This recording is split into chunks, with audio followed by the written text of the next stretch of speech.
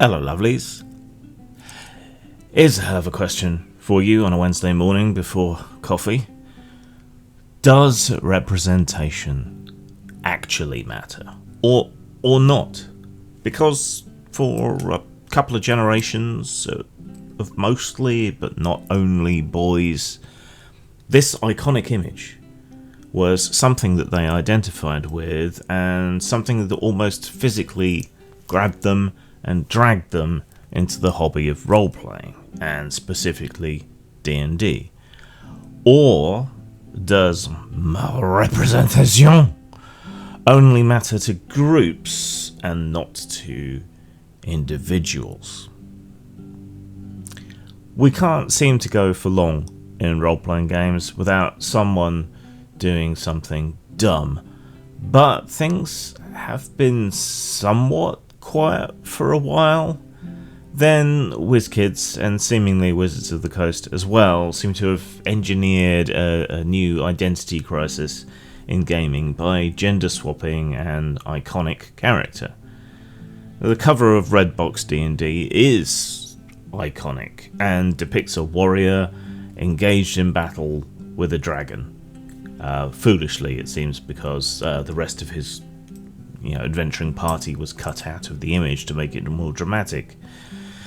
Still, it being the 50th anniversary of Dungeons & Dragons, you would think there'd be all kinds of celebrations, but there really aren't. Instead, we seem to have a piecemeal approach that mostly, seemingly, seems to come from companies that aren't those that actually own the intellectual property.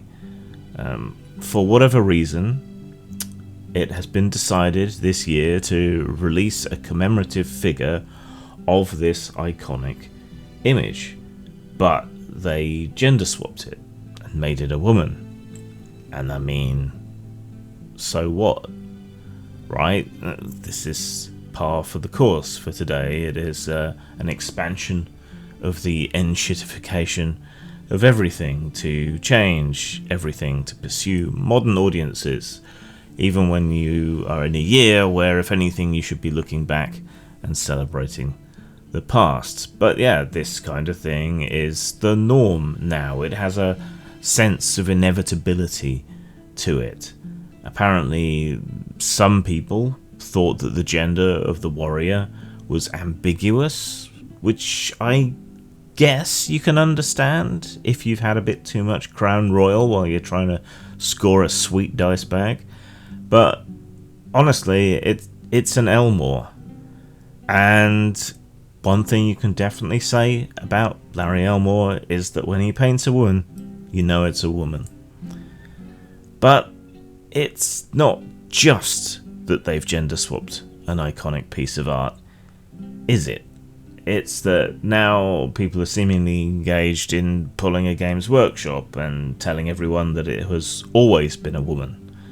That black is white, up is down, chicken is a fish, and that trickle-down economics really works, guys. You just have to keep going for another century. I mean, we have it straight from the horse's mouth, Elmore, that it's a dude. Case closed. Shut. Did nobody bother to talk to Elmore? Well, and why not? Surely he could give some good insights into who and what this warrior is supposed to be. But yeah, it's not just a gender swapped iconic character from what is considered by many to be the most perfect D&D product ever. It's that, and it's the AI art scandals and announcements and the lying about it, and it's the OGL crisis still, and it's the autistic paladin, and it's the poor quality of most of the recent output, and it's the people like me can't leave the hobby soon enough, and it's the mass firings of the few people who had any modicum of talent who were part of the company. Yeah, and it's the sensitivity readers, and it's the insulting disclaimers in the front of all the old books. on PDF, and it's the poor treatment of long-time gamers, and the poor treatment of long-time original designers, artists, and